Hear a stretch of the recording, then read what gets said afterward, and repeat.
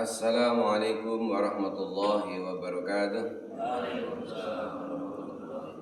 Ibtida'a limardatillahi wa rahmatihil Fatihah. A'udzu billahi minasy syaithanir rajim. Bismillahirrahmanirrahim. Alhamdulillahi rabbil alamin arrahmanir rahim maliki yaumiddin. Iyyaka na'budu wa iyyaka nasta'in ihdinas siratal mustaqim. Siratal ladzina an'amta 'alaihim ghairil maghdubi 'alaihim waladdallin. Rabbi ighfirli wa liwalidayya wa lil mu'minina amin.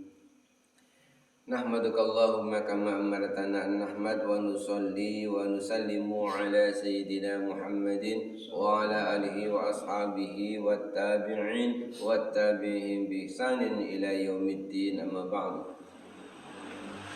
Hadirin jamaah salat subuh yang dimuliakan Allah Subhanahu wa taala, alhamdulillahirabbil alamin. Mari bersama-sama kita senantiasa menyampaikan rasa syukur pada Allah Subhanahu wa taala atas segala nikmat yang telah Allah berikan kepada kita. Mudah-mudahan nikmat demi nikmat yang Allah berikan kita gunakan sebaik-baiknya untuk beribadah pada Allah, dan mudah-mudahan semua nikmat yang kita terima adalah nikmat yang penuh dengan keberkahan. Salat dan salam mudah-mudahan Allah limpahkan kepada junjungan kita Nabiullah Nabi Muhammad sallallahu alaihi wasallam. Mudah-mudahan kita semuanya dengan kesungguhan kita, dengan kecintaan kita kepada Rasulullah SAW, maka kita akan dimasukkan golongan umatnya yang akan diberi syafaatnya fi yaumil qiyamah nanti. Amin ya rabbal alamin. Selanjutnya alhamdulillahirabbil alamin, kita bersyukur pada Allah Subhanahu wa taala pada pagi hari ini kita diberi kenikmatan oleh Allah, kita bisa menjalankan sholat subuh berjamaah. Kita lanjutkan setelah sholat subuh berjamaah, wirid bersama-sama. Setelah itu pun kita bisa melanjutkan kembali untuk bersama-sama mengaji. Subuh ini nikmat yang sangat besar, karena tidak semua hamba Allah pada pagi hari ini mendapatkan nikmat yang sama dengan kita. Jadi sekali lagi marilah kita benar-benar bersyukur atas nikmat Allah berikan kepada kita, nikmat untuk kita merasa bahagia dalam menjalankan ketaatan kepada Allah Subhanahu wa taala. Alhamdulillahirabbil alamin, pagi hari ini kita bisa melanjutkan kembali ngaji kita. Pada kesempatan kali ini kita bersama-sama akan mempelajari salah satu di antara yang disampaikan oleh Rasulullah sallallahu alaihi wasallam dalam sebuah hadis yang diriwayatkan oleh Abu Hurairah. Bismillahirrahmanirrahim. An Abi Hurairah Abdurrahman, dari Abu Hurairah Abdurrahman bin Sakhra radhiyallahu anhu, qala, berkata Abu Hurairah, sami'tu Rasulullah sallallahu alaihi wasallam. Sami'tu, pada suatu ketika aku sendiri mendengar Rasulullah sallallahu alaihi wasallam yaqul.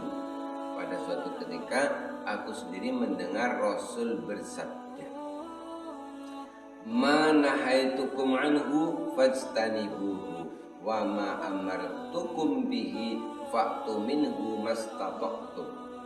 Fa innama ahlakal ladina min qablikum kasratu masailihim wa ikhtilafihim ala anbiya'ihim. Rawahul Bukhari wa Muslim. Ma nahaitukum, ma apa saja, nopo mawon, kata Nabi, nahaitukum yang aku melarang kamu sekalian. Apa saja yang kalian aku larang, anhu dari yang kularang tadi.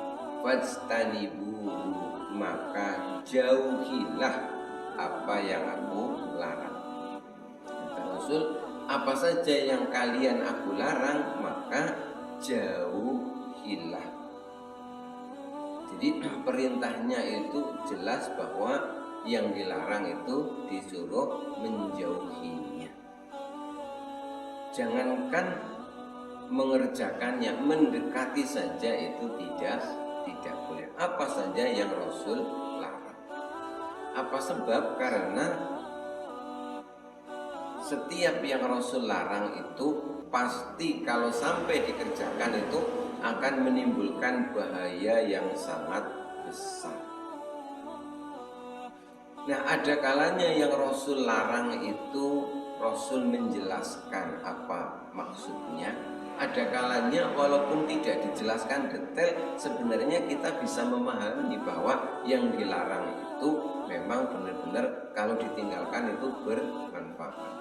Misalkan Rasul melarang perzinahan, misalkan melarang mendekati perzinahan.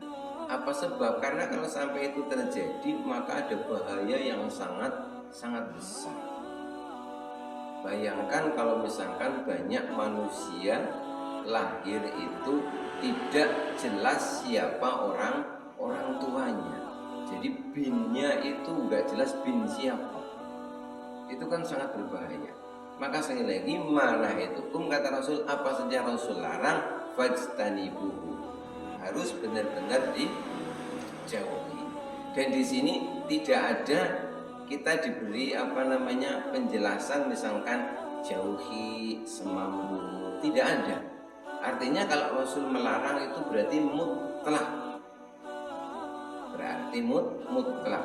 Tidak ada persyaratan-persyaratan misalkan kalau begini boleh, kalau begini ya tidak apa-apa, itu tidak ada. Berarti mutlak, pokoknya harus ditinggalkan. Misalkan Rasul lagi melarang tentang khomer, segala sesuatu yang memabukkan, yang menghilangkan akal pikiran, narkoba lah misalkan. Itu ya mutlak, larangan itu sepenuhnya berarti harus ditinggalkan. Jadi nggak ada semampunya, kalau kamu belum mampu ya nyicip-nyicip dikit lah, tidak apa-apa, nggak seperti itu. Ini kalau sebuah larangan. Wa ma amartukum bihi fa'tu minhu mastata'tum. Wa ma lan napa mawon, apa saja amartukum bihi yang kuperintahkan kepada kalian, fa'tu minhu maka kerjakanlah, mastata'tum semampu kamu sekalian. Nah, enak kan ini? Kalau larangan itu mutlak, pokoknya harus ditinggalkan, tapi kalau perintah kerjakan, mastata'tum semampumu, kan jadi lebih ringan nih. Jadi kalau perintah kerjakan semampumu. Kerjakanlah sholat, kalau mampunya sambil duduk ya sambil duduk, tidak apa-apa. Mampunya sambil berbaring ya sambil berbaring, tidak apa-apa. Yang penting pokoknya masih bisa dikerjakan sholat. Berikanlah sedekah, kalau tidak bisa 100.000 ya 10.000 ya tidak apa-apa. Enggak 10.000 ya 1.000 tidak apa-apa. Tidak uang ya tidak apa-apa. Tersenyum itu juga termasuk bagian dari sedekah. Jadi kalau larangan sekali lagi itu mutlak, artinya tidak diberi pilihan, pokoknya wajib ditinggalkan. Tetapi kalau perintah itu kita diberi keringanan, hanya semampu. Sehingga apa? Kenapa perintah ini seperti itu, bahwa Allah ini memberikan kemudahan, tidak ingin bahwa agama ini itu menyulitkan bagi kita yang mengikutinya. Kita disuruh membaca Al-Quran. Bacalah Al-Quran, belajarlah membaca Al-Quran. Misalkan membacanya masih keliru, ya oleh Allah tetap diberi pahala. Kenapa? Karena dia mau ada ikhtiar, tetap masih ada usaha. Karena apa? Perintahnya adalah mastata'tum. Bayangkan kalau misalkan perintahnya kerjakanlah sholat, kemudian bacalah Al-Quran dengan sebaik-baiknya, tidak boleh salah sama sekali. Dan nanti orang yang ngaji ya banyak yang dosa, jadi seperti itu. Jadi sebenarnya perintah agama ini mudah, kita disuruh mengerjakan semampu kita. Tetapi kadang-kadang ini ada orang yang mungkin maaf itu misalkan ogah-ogah, selalu merasa tidak mampu, sehingga orang ini mencari ilah, mencari-cari alasan sehingga tidak mengerjakan perintah tersebut. Maka Rasul kemudian melanjutkan begini, fa inna ma ahlakal ladzina min qablikum, fa inna ma mongko sak temene sesungguhnya ahlakal ladzina min qablikum, sesuatu yang menyebabkan orang-orang sebelum kamu sekalian itu rusak, banyak musibah, banyak bencana dan sebagainya. Apa itu? Kasrotu masailihim, sebab wong-wong biyen kokean takon, kebanyakan bertanya, wakhtilafihim ala anbiyaihim, dan mereka itu banyak sekali berselisih dengan nabi-nabi mereka. Jadi Rasul menyebutkan bahwa setelah bahwa yang namanya larangan harus ditinggalkan secara mutlak, bahwa yang namanya perintah kerjakan semampunya, Rasul itu memberi kita sebuah warning, peringatan, hati-hati ini. Kita harus tahu bahwa umat-umat yang terdahulu itu diadab oleh Allah Subhanahu wa taala menjadi rusak mereka, diantaranya kenapa? Karena ketika diperintah itu mereka masa ini banyak bertanya. Loh, kok banyak bertanya menyebabkan mereka rusak? Yang dimaksud di sini banyak bertanya, tapi yang tujuannya itu sebenarnya untuk ngejel, untuk menghindar dari sebuah perintah. Kokean takon, tapi maksud takon itu tuh kepengen ngerti, ben bisa menghindar, ben ora usah ngelakoni.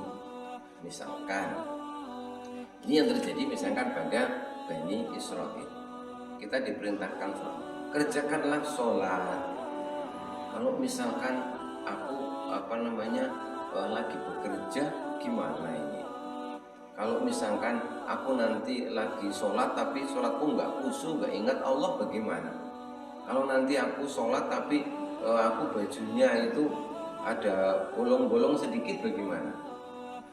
Jadi banyak bertanya, tapi sebenarnya ujung-ujungnya apa? Kepengin menghindar dari ben ora usah ngelakoni perintah. Nah, ini yang menyebabkan kerusakan, menyebabkan diadabnya umat-umat pada zaman dahulu. Karena sebenarnya ketika Allah Subhanahu wa taala itu memerintahkan kita segala sesuatu, Allah itu pasti sudah siap-siap akan memudahkan jalan kita menuju ke situ. Misalkan Allah perintahkan kita untuk sholat subuh, lalu kita bersemangat, bismillah, aku akan berusaha besok bisa subuh berjamaah. Yuk dilalah, kalau Gusti Allah itu dibangunkan lebih awal. Dilalah itu kita bangun fresh, enak, tidak ngantuk. Tapi kalau kita itu coba-coba cari-cari alasan, aduh, karena mangkat subuh gawean durung rampung, masak urung rampung. Coba lo dipikir-pikir, nuruti gawean ada rampungnya enggak? Enggak ada rampungnya sampai kapanpun. Andaikan manusia diberi usia 10 tahun, apakah terus cukup 10 tahun itu? Ya enggak akan ada cukupnya. Nah, maka sekali lagi, jangan nek Gusti Allah itu ngongkon menyuruh kita melakukan sesuatu, Allah itu ya pasti akan membantu kita untuk dimudahkan. Misalkan Allah menyuruh kita itu berkurban atau akikah dan lain sebagainya. Orang yang berkomitmen bersungguh-sungguh, bismillah tahun ngarep aku bisa berkurban, ya dilalah terus dimudahkan. Apa caranya setiap bulan itu bisa nabung, bisa ngumpulkan atau apa. Tapi yang memang orang duwe niat temenanan, dia ana wae apa nggo nyicil motor, apa dilalah ngapa kayak gitu. Jadi memang tidak ada terus.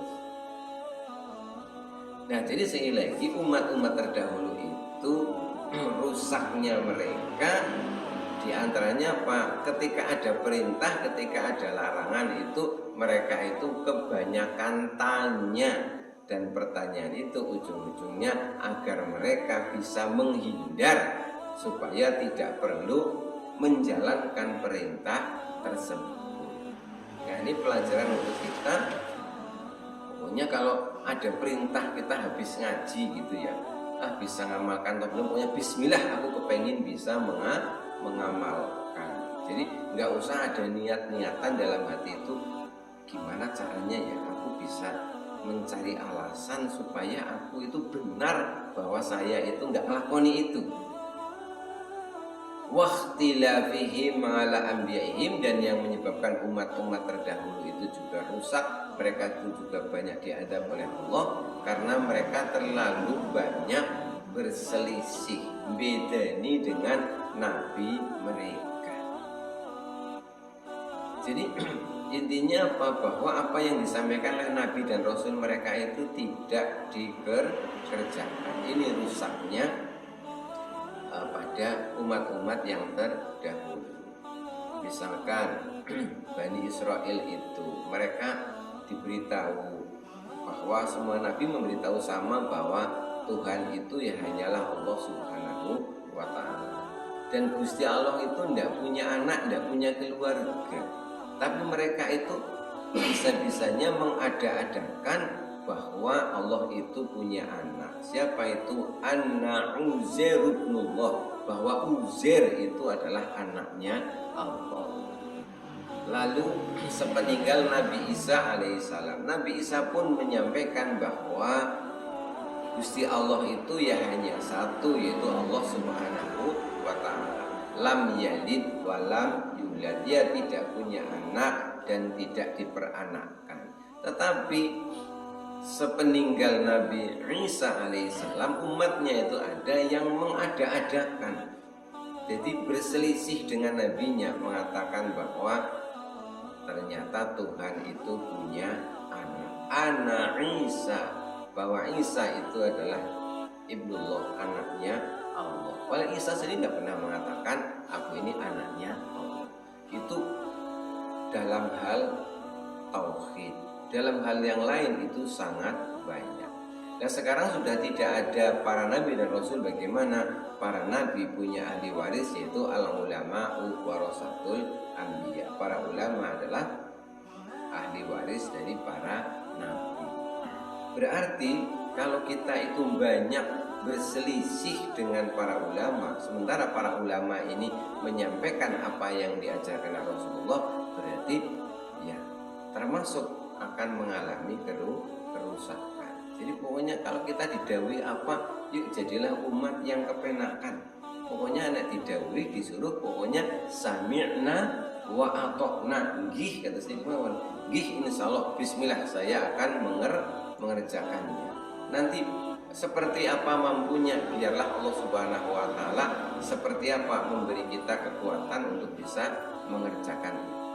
Minimal itu dulu, sami'na wa ata'na, nggih. Jangan ada niatan, jangan ada pikiran kepengin ngeyel-ngeyel, kepengin cari hidah reka-reka supaya bisa menghindar ben ora usah ngelakoni. Demikian, mudah-mudahan Allah Subhanahu wa ta'ala menjadikan kita ini hamba-hamba Allah yang nurut, ya, yang nurut, yang mituhu. Senejan walaupun kita ini bodoh-bodoh, ilmunya ndak banyak, tapi nek mituhu dikongkon apa baik manut, insyaallah ya kepenak katanya nggih. Sebab biyen itu orang bodoh-bodoh, tapi kehidupan dulu itu aman sentosa. Wonge pada mituhu. Lah zaman sekarang akeh masalah, padahal wonge pinter-pinter. Sebab apa? Pinter ning orang itu, jadi yang dikongkon itu pada seneng ngeyel. Na'udzubillahi min dzalik. Mudah-mudahan ada manfaatnya. Kurang lebihnya mohon maaf. Billahi taufiq wal hidayah. Wassalamualaikum warahmatullahi wabarakatuh.